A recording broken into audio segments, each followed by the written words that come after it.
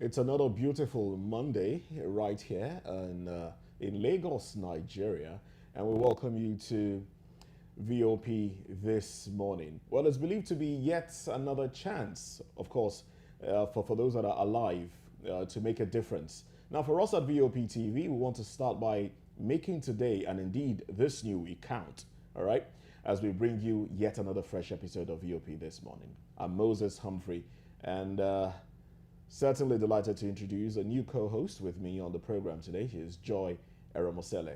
Good morning to you, Joy. Good morning, Moses. It's good to be here. Good to have you here. Hope you had a restful night. Of course I did. And your weekend? Yes, I did. It was amazing. How was yours as well? Yeah, mine was restful. Oh, okay, yeah. First time in a long time. Wow. Congratulations then. Yes, now on the show this morning, Nigeria's defense headquarters has rejected calls to overthrow the government, pledging their commitment to democracy. Ironically, the call, and whoever the callers are, come at a time Nigerian troops have been put on standby to overturn a coup in neighboring Niger.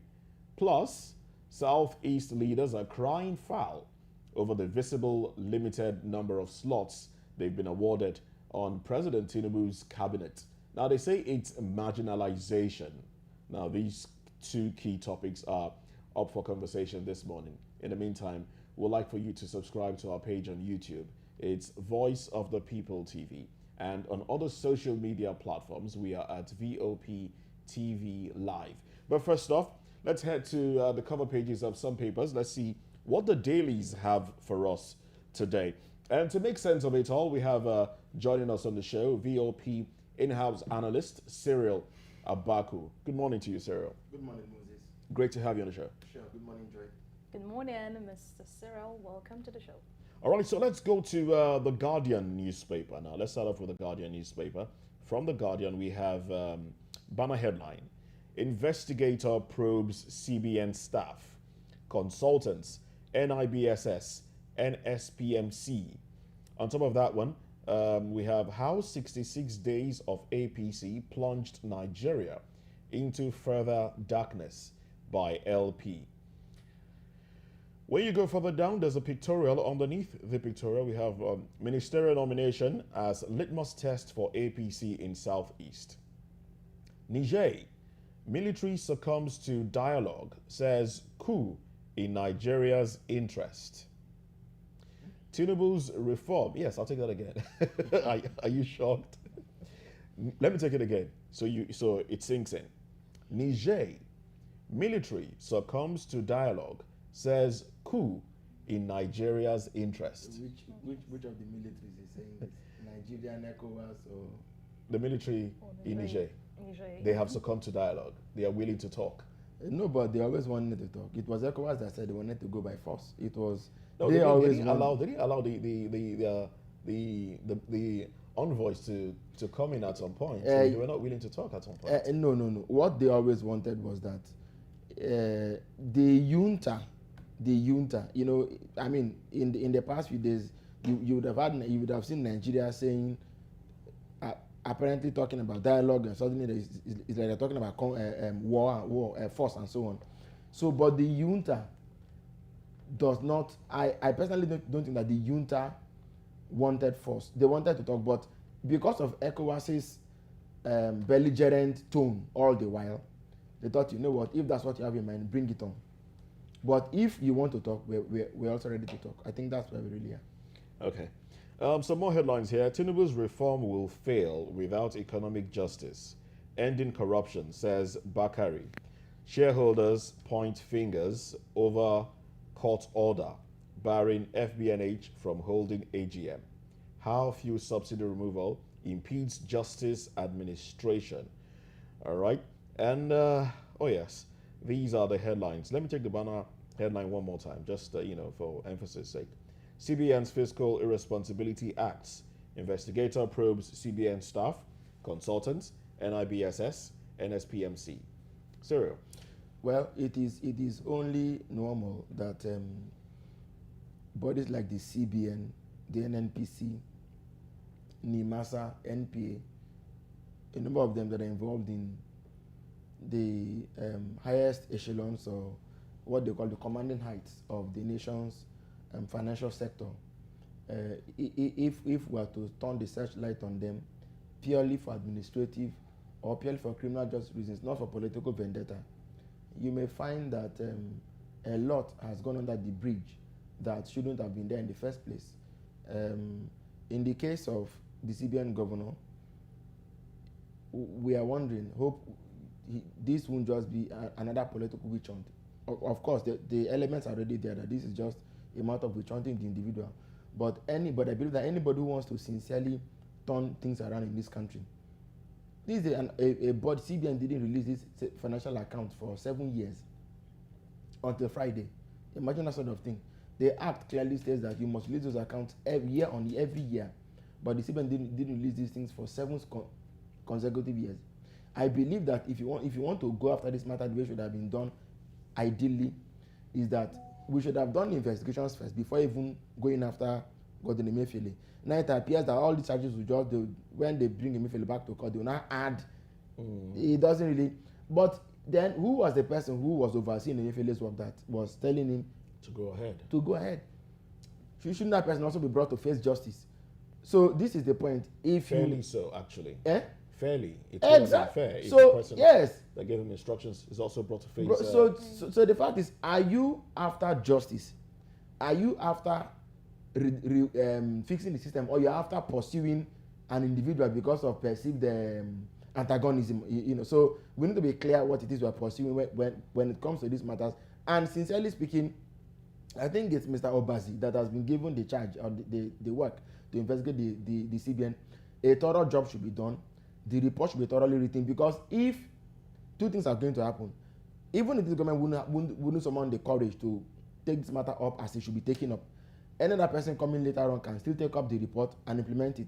But if even this investigation is compromised, it means that some day later, someone has to come and investigate the investigator and his investigation, and he himself will become culpable. So it is only wise that as we go over this whole process, a thorough work is done. The report is presented to the president for onward action. I want to see that action take place, not because I hate Emefiele. Emefiele may just have been even a pawn in the whole equation. We need to look at the larger aggregated interests. Who are those that are behind this, everything that the man did? So much that a governor of the CBN now wanted to become president of Nigeria, sat on the seat of the governor of CBN, and was applying to become the APC's flag bearers. That's such an anomaly. Look, there are certain things that even if people are looking at saying the law didn't clearly say, the law didn't clearly state, there are some things that morality should compel people in leadership to say, I cannot hunt with the hare. That's where they put it. I cannot run with the hare and hunt with the hound at the same time. One has to give it for the other. But the CBN governor sat in his chair. People bought funds for him, allegedly. Well, I mean, they said they bought funds for him. He didn't. Then suddenly, a lawyer went to court to say, my client wants to run for president of Nigeria for the ticket of the APC. Give us relief. Give us a ruling, a judgment that will give him the power to remain as CBN governor while running for the presidency. Let me just wrap with this. When President Jonathan fired Sanusi and he left office, investor confidence in the Nigerian stock market went down, because you can't take this is a political economy. Political decisions have a way of affecting. When Emefiele left office, you saw how the whole market went up again. So this is the way these things happen. So a governor of the central bank wants to run for president. How can people be to bring it home is like when you are putting money in, this thing they call a jaw, or somebody who comes to take things from you, and the person is he comes today on a bicycle, tomorrow he has bought a car, and he keeps on taking your money. Wouldn't you be a bit worried and say, this man, they told us in those days, say, if you're taking money from you, don't buy granola, don't buy ice cream, so that you don't give them the impression that you're using their money to do this sort of thing. So this is where this man took us. In spite of that, it is the law that must take his course. The way the government is going about it now looks as if they are fighting one man at the expense of trying to fix the system, which is quite sad if you ask me. All right, thank you very much, Cyril. Now let's go to the Punch newspaper now. For time, we may not touch on all the papers we have in front of us. From the Punch newspaper, we have banner headline, Forex crisis. Marketers propose 720 naira a litre. Suspend fuel imports. No forex in CBN's I&E window. Fuel price hike imminent. Say Mormon, Ipman, marketers seek end to dollar scarcity. Naira slides further amid shortage. There are talks that in the coming weeks, if the dollar doesn't, if the exchange for between the naira and the dollar is not, does not come down, we might be getting fuel for 680 naira a litre to 720 naira a litre. That is for those of us who are in good places. Yes, between 680 and 720. Because there are those who are buying fuel for 800 and above. I mean, when it was around 500 and something in Lagos, in Anambra and Enugu and other places, it was going for 1,000 naira per litre. Okay. Yesterday I was in a meeting and somebody said they were buying 100 liters of diesel for at 20 something, 21 or 24,000 thereabout. But right now it has gone to 72,000. What does that tell you? That's no longer economics. That one has passed. That's like you are being told, leave this economy and run away. Leave this business, shut it down. That's what they are saying. And some weeks ago, the propaganda came out. Some people said that what was it called? Manufacturers or businessmen that they will help government to set up CNGs for free, and I laughed. The money was why is it that the money we've saved from subsidy so far has not been immediately plowed back into something to relieve Nigerians of the hardship? That's a question on the lips of a lot of people. Why are we not doing it immediately? Are we packing our money to refix Port Harcourt refinery or any of the refineries? Because as it seems, practically nothing is being done. They suppose save the money. Exactly to ameliorate the lot of nothing whatsoever is being done. Nothing is being invested. So, Mr. Cyril, some weeks back, Labour came to say, they were, championing a kind of strike to ensure that the government does the needful with regards to the fuel subsidy and all of that, So now, do you think that this is a good time to actually take that action? Because it's seeming as though the government is not exactly doing anything with regards to all of this. Well, the labor unions, I think, have run their course. They've made it clear that they're not running the marathon, that they're running the sprint, and they've run it. They've breasted the tape. They've hit the Rubicon. We've seen what it is that they're really up to, because they said they met the president. Was it last week or 2 weeks ago? They met the president, and the president had made commitment to them. I don't know what commitment he made to them. I honestly don't. I don't know if you're aware of Moses. I don't know. But in the end, nothing has changed. In fact, the more things appear to change, the more they definitely have remained the same. Nothing has changed. They called for a strike. A day later, the strike was called. Nothing came out of it. Yeah. We are in a country where College of Education teachers and now lecturers are now going to school twice a week. Nobody is worried about it. That's really sad. That would have a negative in capital letters. Yes, on the educational system. Your future teachers. So what happens to other days? Students will have to learn by themselves. Or they can pick up skills. You have a vulcanizer. You have probably that's why they said they'll be giving student loans. It's not well. That's another matter entirely. Anyway, let's finish up with the headlines here. Okay. Still from the Punch, we have Niger, PDP, NLC, Bakari, Keigama oppose military action. CBN staff loans jump by 113%, hit 40 billion naira. Military pledges loyalty to Tinubu, backs democracy. And then when you go further down, Niger junta bows to pressure, demands meeting with ECOWAS. And then we have CCB shuns request on Tinubu, Shetima's assets. ICPC grills a Greek ministry officials over massive fraud. And then we have Shaibu manipulated youth council poll for selfish reasons. Obaseki. All right. Cyril, let's the Obaseki Shaibu drama. Yes. It's not anything new. We've seen it time and again. this is Nigerian politics at its best, at its classic best. You see it all the time. It has happened in many states. The deputy, I mean, even in Ondo, it happened when before Lucky, I became deputy governor. The former deputy governor, you know, left the party, went to join. It was the PDP, which other party, although it didn't win. But we've seen it happen again and again that the deputy and the governor have a fracas. There's a rumpus in government house. There's trouble in paradise. One person goes to the other party, and before you know, he upstage his boss or something. I think that Governor Banseki himself, being that this is his second term, not much is at stake for him personally. Okay, so, but again, a lot is at stake for the PDP. I would think that the likes of former Vice President Abubakar, the governors of the few governors remaining, his allies, because not all PDP are PDP. So the few people remaining need to meet, call Obaseki to order, and see if they can save the day. If not, even if not in the interest of the persons, but in the interest of the party, because I see Edo falling away from the PDP. This is not a. I don't have to be a prophet to.